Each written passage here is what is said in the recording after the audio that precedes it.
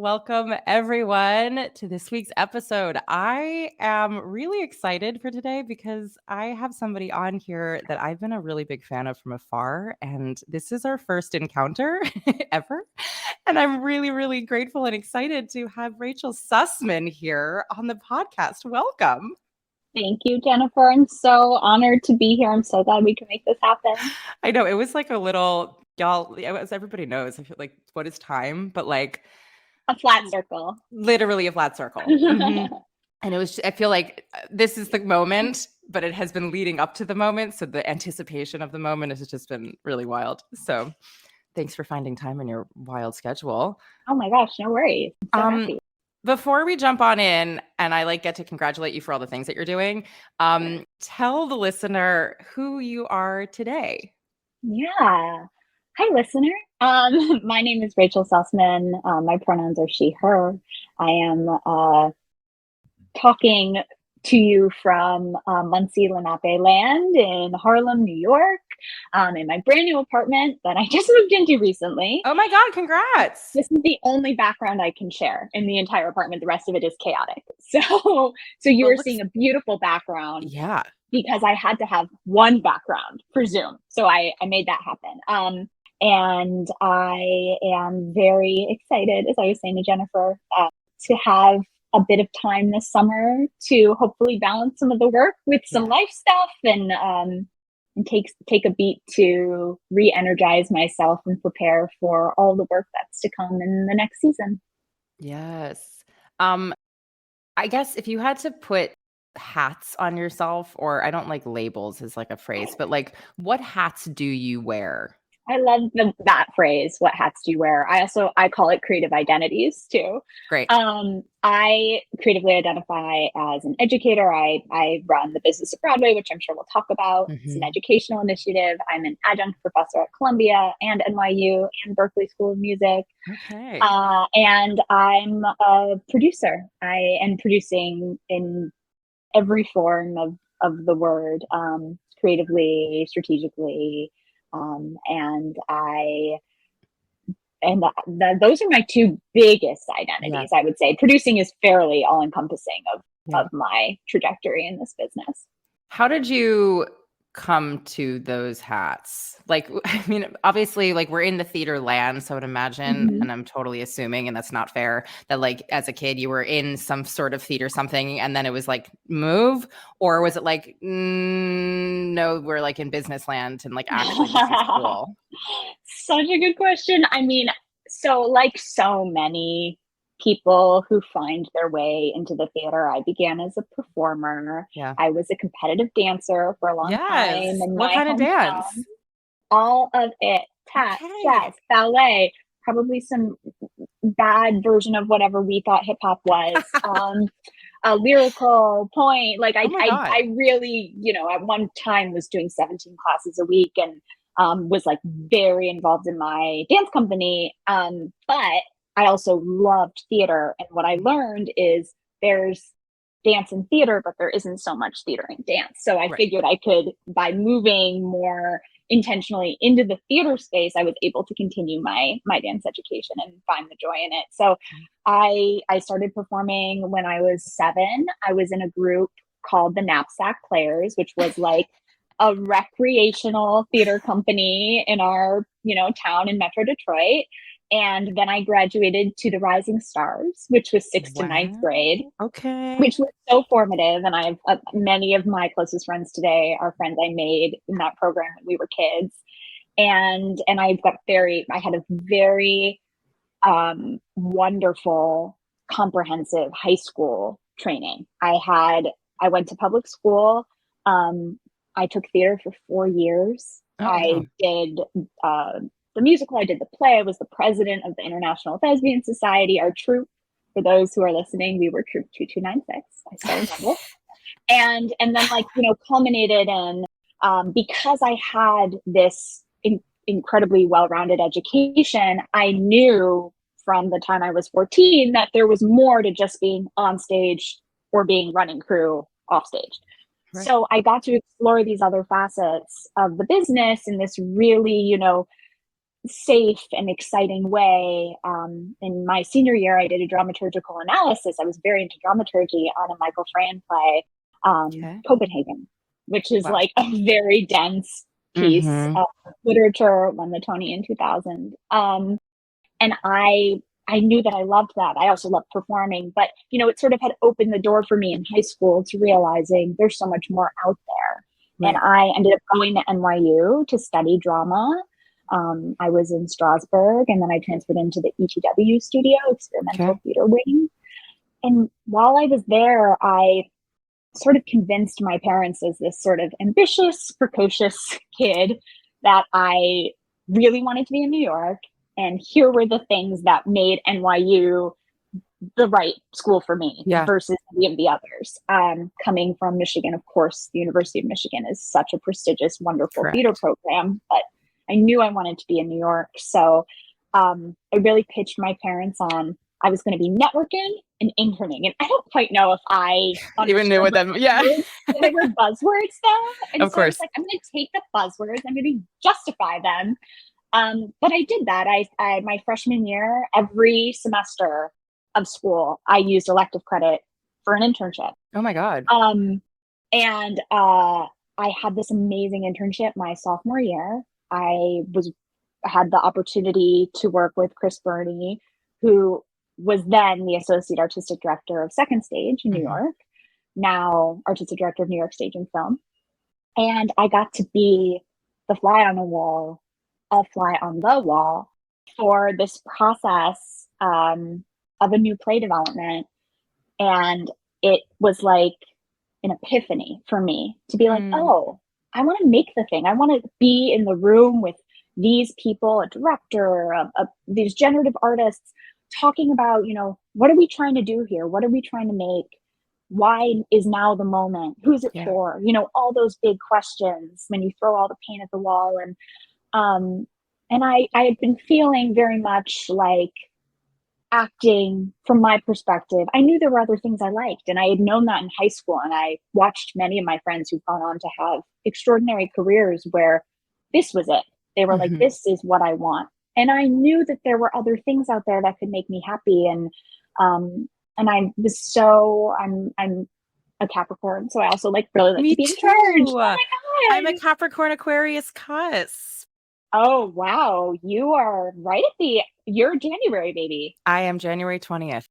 Okay, I'm December. I am a Capricorn. Everything except my rising is a Taurus, which should tell you everything you need to know about me. Yes.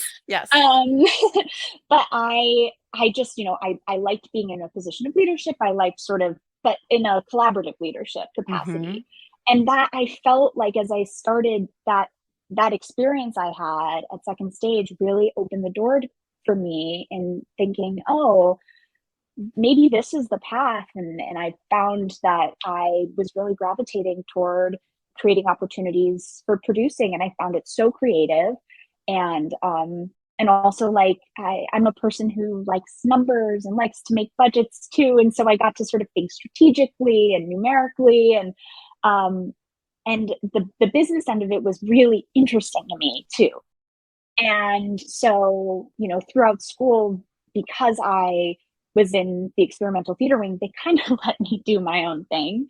And so my senior year, what you typically do at NYU in the experimental theater wing is you create your own project, and then they give you space and you present it as a part of, your last semester as a senior.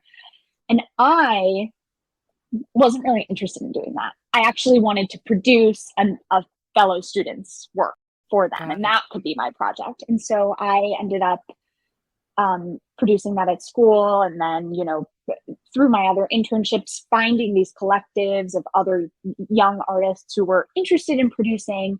And at the time, there weren't, we can talk about now, there are some opportunities that really do exist if you're interested in producing in the theater. But at the time, it was just learn on the job, put on a show and figure out what are the elements that you need to make that happen. And so that, to me, I would say very much so my experience in the Gross Performing Arts Company at high school primed me for my career in producing. Wow. I love hearing how people, I mean, get where you are is like we're continuously, hopefully growing and continuing to quote unquote get where we are. But I love seeing how people's trajectories get them to where they are in this moment. And then obviously, hopefully beyond, just because it really is, nothing is linear especially in this field. And so often as humans, we want to rationalize and make sense of stuff so that we can get things straight and do them well. And it's just, there's such a wonderful release for me, at least when I remind myself how truly every single person's experience is unique. And that is exactly what makes what we do so fascinating and beautiful, because there really is no one way, and therefore there is no right way. And therefore everybody can do what they need to get to where they need to go. Like, it's just really inspiring. How cool that you've also had these opportunities to prime you for the thing that you love, which is amazing. Exactly. And I think that,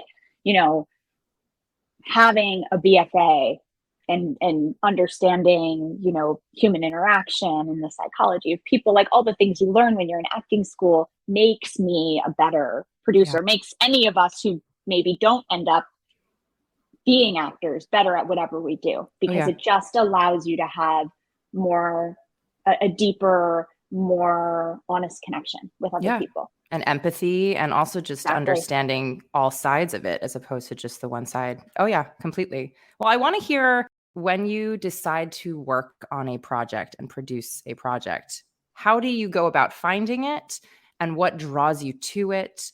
What makes you want to work on that type of thing? What's speaking to your heart now with the work that you're doing? That's such a good question. I mean, it really does.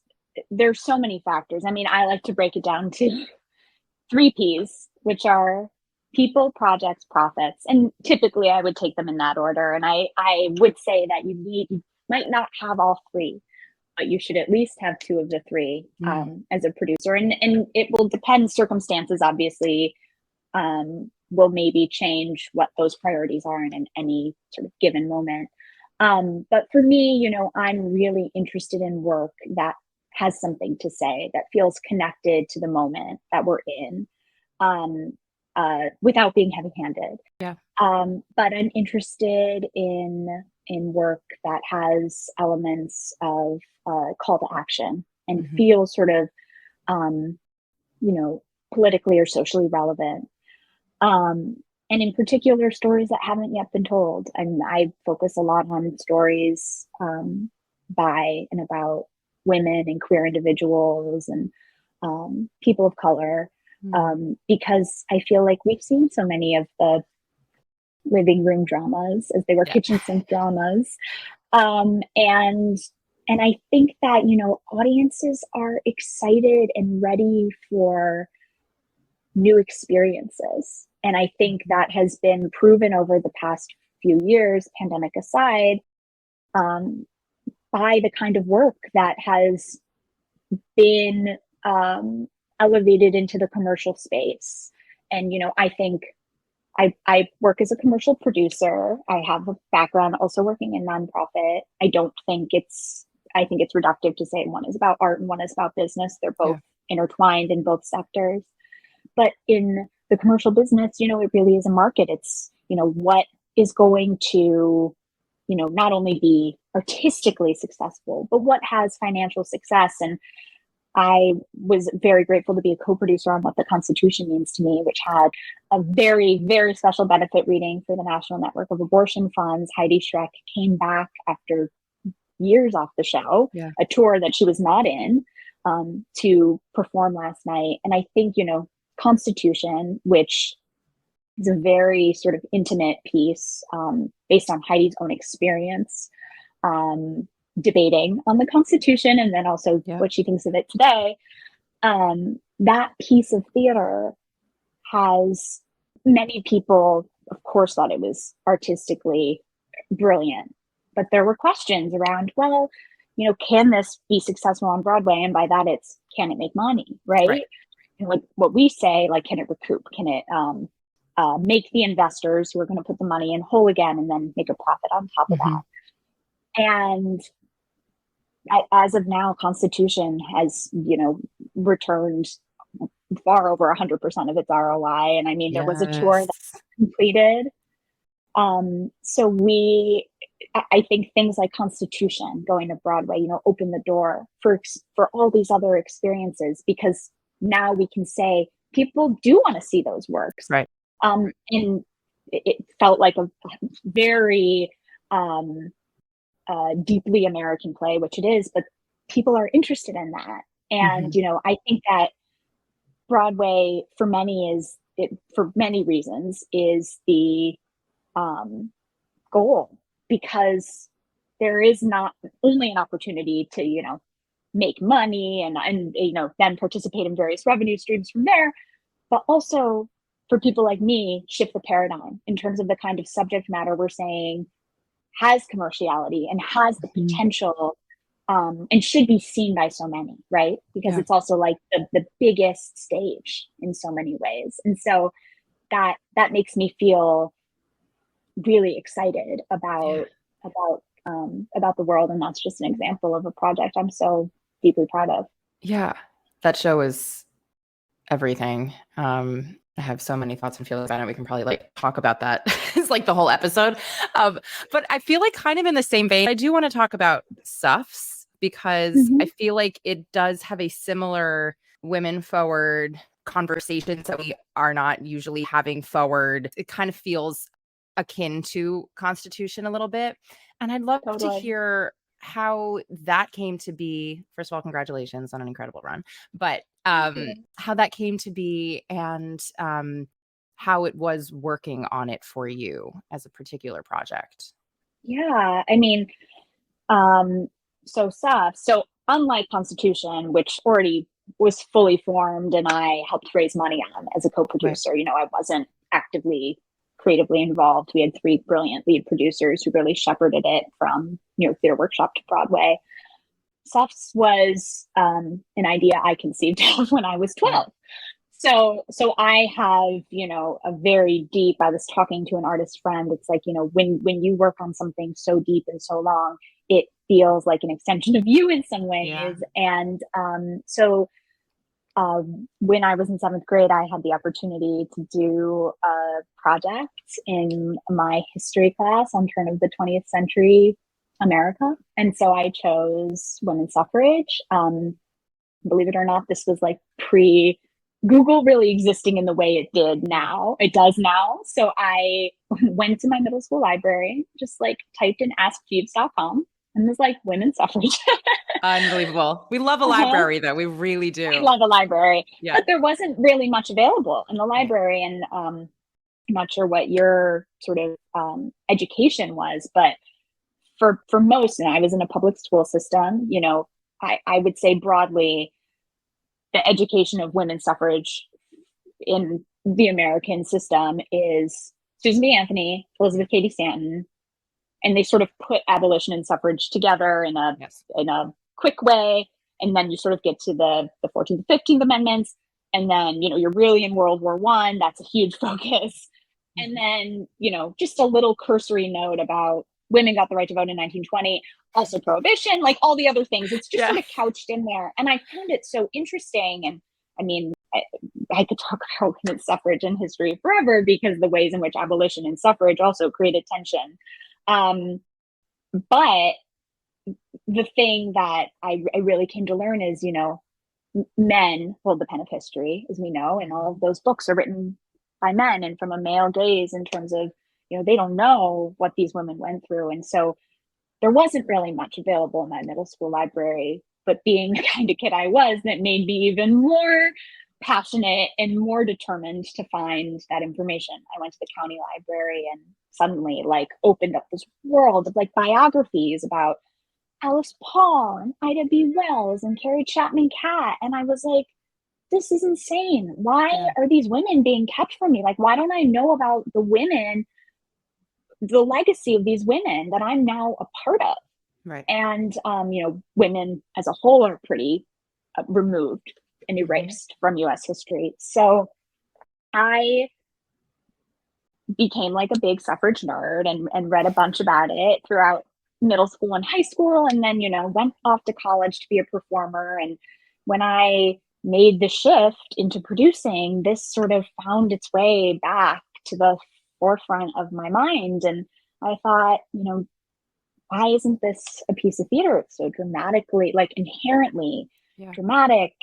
And for those who don't know, I mean, Suffs, which focuses on the 10 years leading up to the passage of the 19th Amendment, really tells the story of Alice Paul, who was a sort of younger radical suffragist, and Carrie Chapman Catt, who was more moderate leader of the movement at the time. And it's really about, the two people fighting for the exact same goal, which is to get women the right to vote, with completely different means of getting there, and sort of how that tension actually creates progress, and that you need both a moderate and a radical to actually get for change to happen. And so Alice Paul, in the National Women's Party, which is the political party she founded, they were really pioneers of civil disobedience and tactics of nonviolent direct action in the United States, which she learned from the Brits, from the WSPU. And Gandhi also learned a lot from them. And so, it's very interesting to think that that is in many ways the foundation of how, we protest, which of course the civil rights movement really solidified. And now we in New York, I mean, we protest here all the time. And the fact that it has origins back dating to the suffrage movement in the United States is very powerful. And they were the first to ever picket the White House, the more radical end. And they were silent and they were nonviolent. And so they didn't really know what to do with these women. Ultimately, they were arrested for obstructing traffic. They didn't know how to get rid of them. And, they went to prison and they went on hunger strike. And it was really like a deeply dramatic moment in our nation's history that I feel like so few of us understand or were taught. And while I think in many ways, the goal of Suffs is, of course, to share this history so that people know it and learn it for the first time, it's not purely educational. It's also about connecting with these women and recognizing the ways in which, this movement is resonating today. And sort of, this was the first wave of feminism, 70s was the second, we're in the third now. And the ways in which, intersectionality now plays into so much of our action towards real equity, right? Because, and this is a piece of our show, which is examining the blind spots of the white suffragists who at the time, many thought, this is single issue focused. We cannot also focus on race. We have to focus on gender. And of course, today, we have the hindsight to recognize you can actually fight for two things at the same time, or multiple things, and exist as with multiple identities. And so it's really, I think all of that is so profound. And as we gear up for our next chapter of Suffs, we're really digging in to continue to find what, makes that engine hum even more. Okay. I learned a lot. Now I'm like, why don't I know these things? And now I'm going to go to a library and get my own info. Can I ask what the next chapter is for Suffs? Am I allowed to ask that? I guess I'm allowed to ask. You're allowed to ask anything and I can answer it however I want. No, to the best of my ability. I will say, our work is not done. I feel like the show is extraordinarily ambitious and epic, and it feels, I think, to so many people important, and we want to do the work to present this, not only this history, but this story, right? Because ultimately we're here to serve the dramatic story as effectively as we can. So our next step is to continue to do that. I love the diplomacy. And I promise you will hear more about it soon. I have no doubt we will, especially considering it was one of the hottest tickets and no one can see it. Unless well, we had a ton of COVID.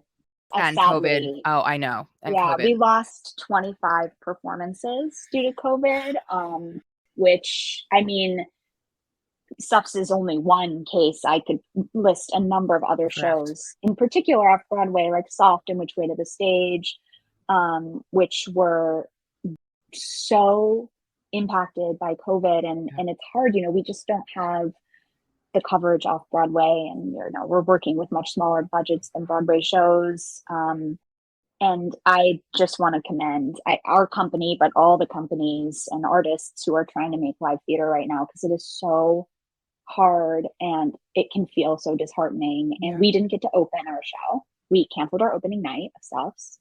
And quite frankly, weren't entirely sure we were going to close it. Right. We ended up having 2 COVID shutdowns. And we came back the Thursday before a Sunday closing.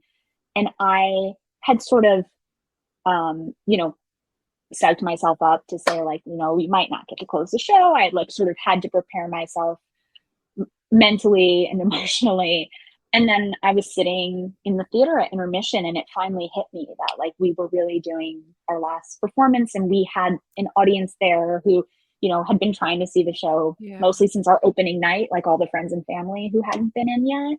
And it felt overwhelming. And also I'm just so grateful in some ways. I feel like we beat COVID by getting to do our final weekend and finally getting to celebrate. Yeah. It's such a complicated endeavor normally, and then throwing this in as a logistical nightmare, and also just, it's not for the faint of heart. And so congratulations for even getting the run, and congratulations for having an incredible run, despite the fact that you lost many a performance due to the circumstances. But I anticipate we will be hearing more about this. Kind of doubling back, how did you find, when you had this idea, how did you find your team for it to kind of start going from there? And I guess maybe this is the secondary question, and you can decide how you want to navigate it. What is producing then, right? Because it's if you had this idea, I feel like there's many different types of producers. And so it's not fair to be there's only one way to produce. But this one is producing from inception versus, say, a co-producing moment with Constitution. So I guess for this one, navigating how you found the team and then got to produce it from inception up, but also just generally producing. Totally. I mean, I can share, first of all, I mentioned there are 2 sectors. There's nonprofit and commercial, and there's producing within both. And often now producing nonprofit and commercial in a hybrid form, which is what we did for Suffs in our original, our world premiere production. The Public Theater is a nonprofit, and we partnered with them, me and my producing partner, Jill Furman, as commercial producers to enhance their production. So we did that together.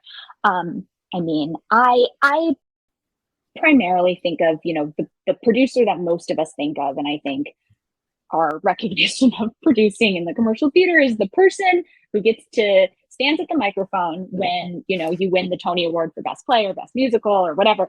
The person who talks into the microphone is the lead producer. And then there's normally a gaggle of other people around them who are all the co-producers who helped them raise money to make it happen. But the lead producer, or producers, because there can be multiple, are really the folks who are decision makers and who, pave a path for a show's commercial life. And so something like Suffs, that was a producer generated idea, that I think is more rare than artist generated ideas. More often than not, you hear of an artist who goes to a producer and says, I have an idea for a project, or here's a draft. And then, it really stems from them. But Suffs was unique. I will say Hairspray is another example of a producer generated project. Margot Lyon had that idea to adapt the John Waters film. Late great Margot Lyon, for those of you who don't know her, she's a very extraordinary producer in our business. But I, having had this idea for so long, Shaina Taub, who's our creator of Suffs, we went to school together. We weren't in the same year. She graduated before me, but we started to be in similar social circles after school. Mm-hmm. And she was also a musical artist. She wrote a lot of her own music, in addition to sort of working in the theater space as a composer lyricist. And I started to go see a lot of her shows at Rockwood and at Joe's Pub. And I really got a sense of the kind of work she was interested in, and also her musical style and sound, which is, I think at one point she said to me, it's like Stevie Wonder and Regina Spektor and Stephen Sondheim, like all rolled into one. And I was like, yes. That's pretty accurate. And I knew that she was interested in women's stories. And she'd been trying to work on this one story, which was sort of a gender flipped story. And I reached out to her and said, hey, I have an idea for a project. I think you should write it. I think you're the right person to write it. Can we meet and can I share the idea with you? And she said, hey, I'm happy to hear it. I am doing a show at ART in Cambridge right now. I won't be back for like 2 months, but if you want to come up and see the show and then go out to dinner, like happy to do that.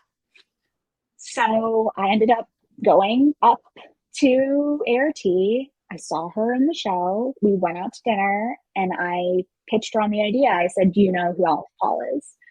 And she said, no, I've never heard of her. And I said, okay, but do you know who Susan B. Anthony is? And she said, oh, of course I know who Susan B. Anthony is. Whenever you ask someone that question, they're almost offended, right? Because she is like a historical figure. Right. And I said, well, Susan B. Anthony was long dead when women got the right to vote. It actually took 3 generations of women. So the women who started the movement, Seneca Falls, didn't live to see the end. And the women who sort of got the amendment passed weren't there at the beginning. And I felt like that was a really exciting tension. And I told her, I'm sort of interested in telling the story that nobody knows, which is how the amendment got passed. And as we well know today, and Shaina and I uncovered in the last 8 years, it's been a real journey. The amendment, the 19th Amendment, was really just a step toward gaining full equality for women. And that's something that, we try and explore that in the piece, which is, these were flawed human beings at the end of the day. And sometimes they made, politically expedient choices over justice-based ones. And ultimately, this fight continues. And quite frankly, the fight will always continue. And I think that's part of like the generational, Alice Paul never met Susan B. Anthony. She passed the torch. And, young activists today, I think of Greta Thunberg and folks like that who are also, of this legacy. Right. And maybe not necessarily in the fight towards women's rights, but all rights or climate justice. And so I really thinking about it as this cycle of, mothers and daughters and how intergenerational so many of these struggles are. And the fact that our rights are about to be decimated by the Supreme Court any day now. So, I mean, and I will share, so we did we went to a rally, our company did a rally and sang one of the songs, which is How Long Must Women Wait for Liberty, which was a real slogan in 1917. And here we are, over 100 years later, asking that same question. So it just feels to me so potent in terms of the subject matter. And so Shaina, back to Shaina, I took her out to dinner. I asked her these questions. I pitched her on this idea and I handed her this book, which is the only firsthand account that really exists from the more radical end of the movement. The National Women's Party was written by their secretary, Doris Stevens, who's a character in our piece. And I said, you know what, read this when you get time. Let me know what you think. And then I went home to New York City and I woke up the next morning with an email from Shaina. She had stayed up reading the book, and she just said, we have to do this. Yes. Wow. And that was 2014. So that was 8 years ago. And then, I being a young producer who understood the boundaries of my skill set, it would be beneficial to us to bring in someone who's more experienced and also has the financial capacity that I don't yet have. And I brought in a producing partner, Jill Furman, who's an extraordinary producer in the Heights in Hamilton. Yeah. And that was 2016. And then, a year or so later, our director, Lee Silverman, came on board because Shaina, for a while, we weren't sure, Shaina's going to write the whole thing herself. Are we going to have a book writer? And then it became very clear that Shaina was feeling very committed to writing it as a solo artist, and that can be very lonely. Yeah. So we brought in a director dramaturg to really be a sparring partner with her, and decided to do that earlier. And then the public did a reading in 2018, and we sort of turned to each other and they said, let's continue to develop this together, and let's make it happen at the public. So the rest is really history. Wow. Oh, and I should say, we also brought our choreographer, Raja Feathertelly, into the fold. And Raja's an amazing artist, choreographer of A Strange Loop. That happened, sort of after the pandemic, when we had to sort of recalibrate and figure out, who else is joining our team. And quite frankly, in the wake of George Floyd's murder, the ways in which we wanted to really deeply examine race within our storytelling, and our dramaturg, Ayanna Thompson, also became so invaluable to our process. Yeah.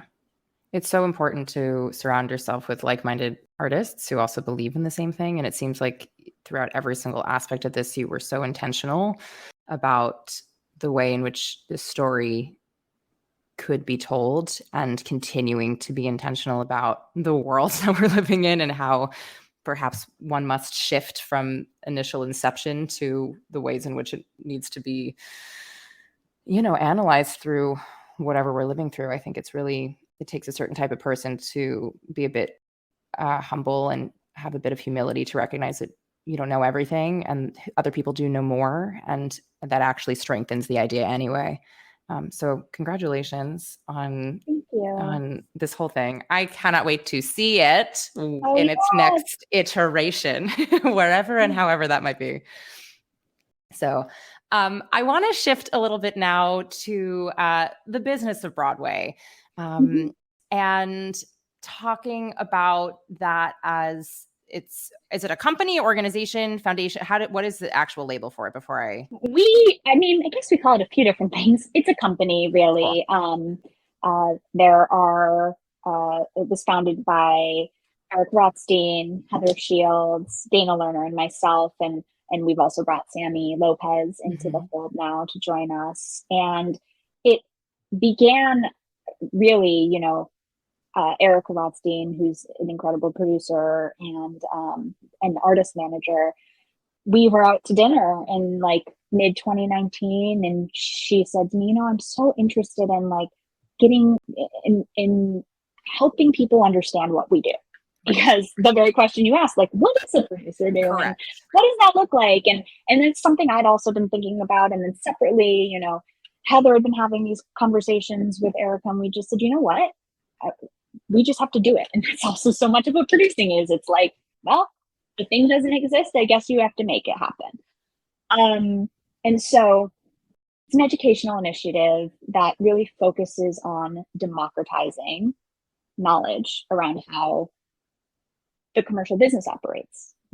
Trying to help, really, I think, artists understand what producers do, and also students who maybe want to be producers, or folks who maybe work in another realm of the business. Maybe they're investors who are interested in becoming producers. And so we really try to remove the Iron Curtain, because so much of the business end of things has been actively withheld. Correct. From the creative end. They've bifurcated those things. And I think, it has led to, a a lack of trust, a lack of understanding, and has created in some ways a hierarchy wherein there are people who know things and people who don't. And from our view, at Business of Broadway, we call ourselves Bob or Bobsies. From our view, it actually would be more beneficial if we could, share that information, because it will lead to more effective collaboration. Correct. Ultimately, and building a real trust and communication wherein, I know what my playwright's doing, right? Mm-hmm. But they have no idea what I'm doing. And to a degree, I think, I trust them to do the work. I don't need to sit there with them while they're writing, in the same way they don't need to sit there with me in meetings. But that there's a real respect and trust built that says, I know you're going to do your job and I'm going to do my job. And I understand, like the goals you're working towards in the same way you understand the goals I'm working towards, that ultimately serve our project at large.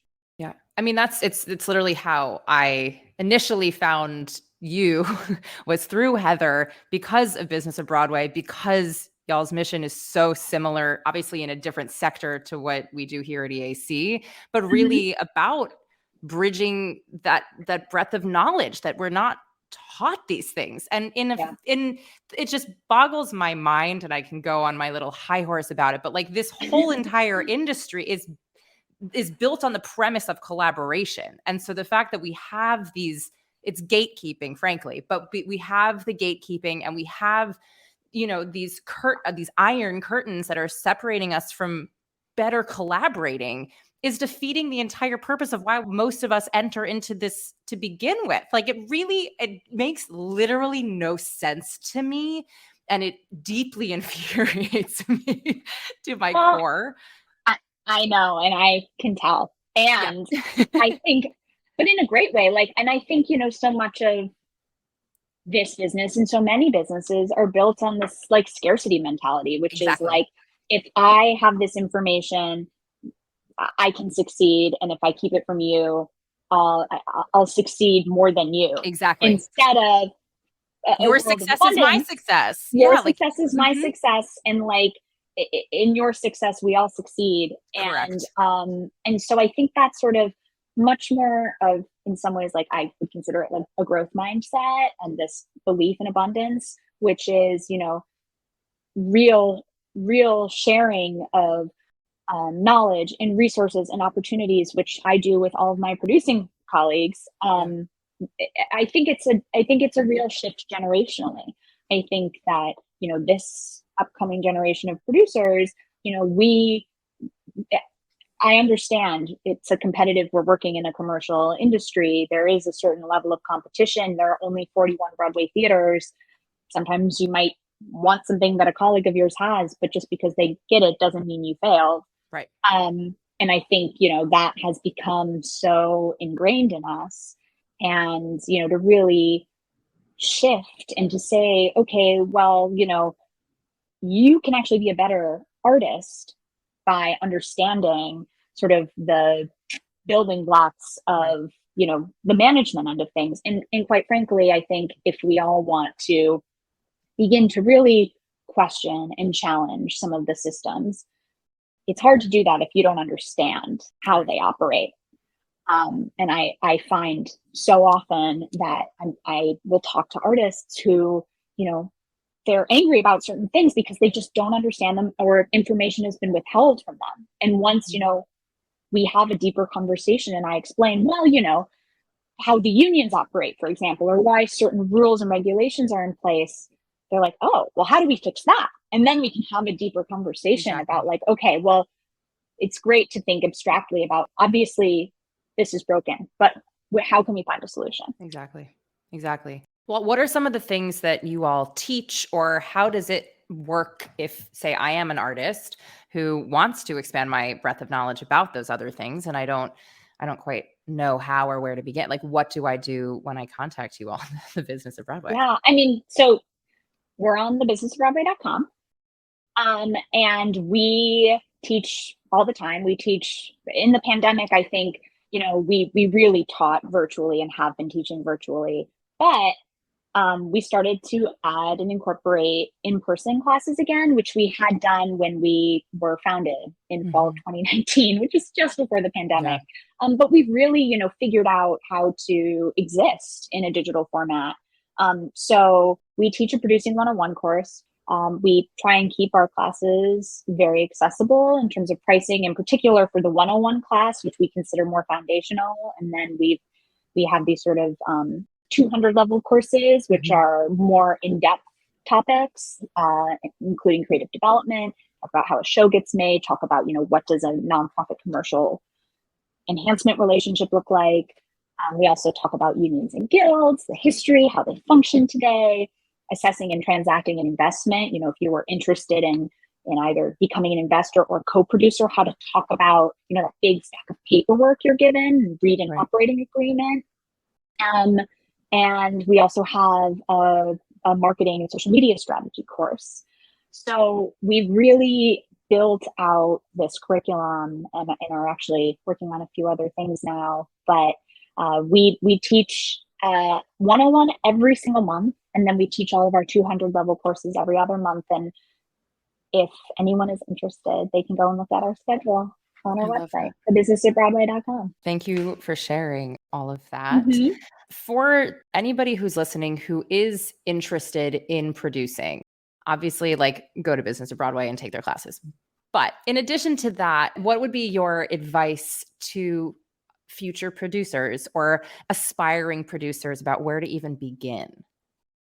Such a good question. I mean, I certainly think that producing as much as you can learn in a classroom, producing is really a skill set you develop by doing, because so much of it is interpersonal, and understanding, not only what the role and responsibilities are, but how to then interact with all of these various other collaborators in a process. Remember, it's not just for a producer, it's not just the writer or the director or the creative team, it's also production management, it's general management, advertising and marketing. So there's so many different facets that you are, you have your hand in so many different pots.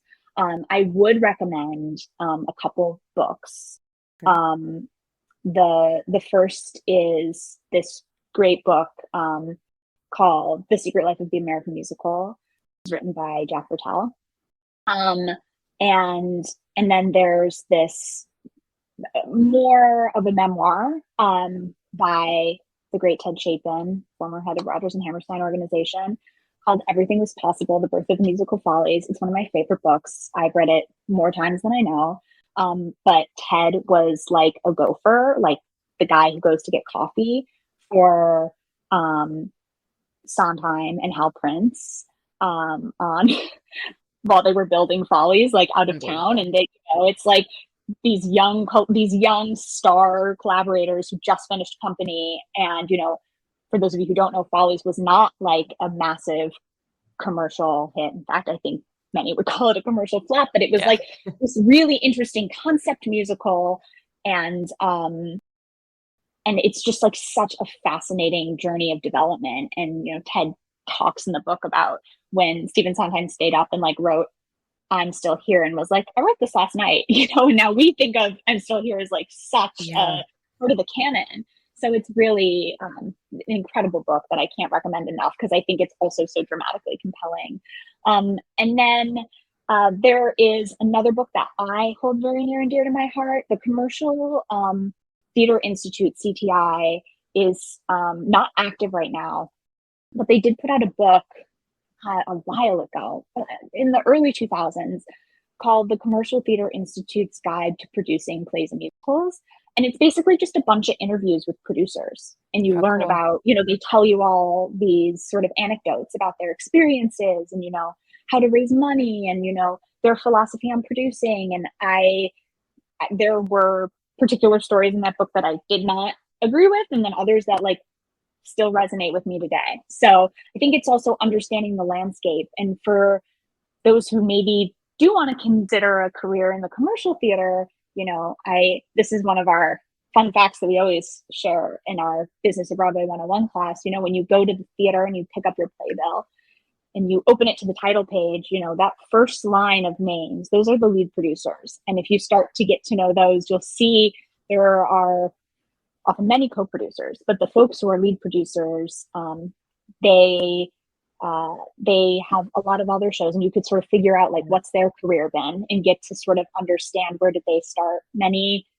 start as in other aspects. Like I was a performer, and then I did a lot of interning, and I also interned in general management in addition to second stage. And like that, having that foundation has made me a better producer, understanding sort of the general management end, which we like to consider more of like the CFO, if the producer's the CEO. And so I really recommend that you do some research on all of that, and then you have to reach out to those people and start to build relationships with them. I'm a huge proponent of, you have to ask. And I always feel very gratified when I get emails from young or aspiring producers who are like, your career or what you've done has made an impact on me. And then we can sort of start to build a connection. I was going to ask you, if you had to pick one, what was the most memorable reach out that you have gotten from a random person, and how has that morphed from that initial reach out? What did they do, and how did it go? I mean, it's so interesting. It sort of like leads me into a little bit of my philosophy, which I joke a lot with friends, I'm sure you get them too, Jennifer, like pick your brain emails, which is like a 2-sentence email where somebody's like, hi. It sort of feels like they feel like they're supposed to email you and they're supposed to know you, and they just want to pick your brain. And, I am always, those emails I find really challenging because I know nothing about you. You haven't asked me anything specific. But when I get an artist who, can point to a particular project or, tell me about their own challenges and ask some questions about how I was able to move through a challenge similar, like I find those to be such compelling conversations. And often, I'll say, we should really like meet up or Zoom about this. Like this requires more than an email conversation. And then that will really begin to build a meaningful relationship. Because I'm really interested in like, I think it's important as a part of this business to network and just, say hello and pick your brain. I absolutely understand that, but I'm also like interested in the folks who are like really deep and invested in their career. Yeah. And our people, right? Because then you're learning, you're learning about a person on the other side of it a little bit more. And then it's not just like, let me be transactional about career advice. It's like, no, I'm a human being. You're a human being. How can we both connect and grow together and learn from one another, and becomes more of a symbiotic situation rather than just I hear that. Exactly. I'm so grateful for how open you have been, and also how much I've learned in this conversation, which honestly, again, is like a huge reason why I reached out. Because like I feel like the ethos of what you do is in alignment with a lot of what I do, but also I really admire the way in which you do navigate through your career, and it seems so intentional, and you're surrounding yourself with people who are dope artists. And I'm just grateful that you've given me and this community some time of your precious time to distill a little bit of what it means to be a producer in this day and age, to have your ideas and to put them into the world. And so thank you for this conversation, of which I could continue for so much longer.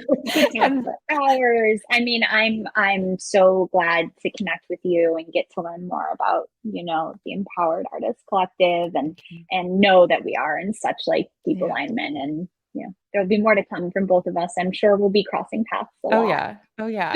So for anybody who's listening, how, in the method that is most respectful of your own boundaries, can people reach out to you, whether they do have a specific desire to express themselves, or they're more curious about, obviously the business of Broadway, as we mentioned, but what are some of those ways to reach out to you respectfully? Totally. And thank you for asking. Of course. So the businessofbroadway.com is an easy way to go and sign up for our courses. I have a website too, which is Rachel hyphen, I guess, Sussman.com. But I'm also on Instagram at Rach Suss, and I'm pretty active and always responding to folks on there. But I do have a section on my website if anybody is interested in sort of sending me an email, and then I will respond to you from my real email. Beautiful. Beautiful. Thank you so much, and more soon. Yeah, thank you for having me. My pleasure.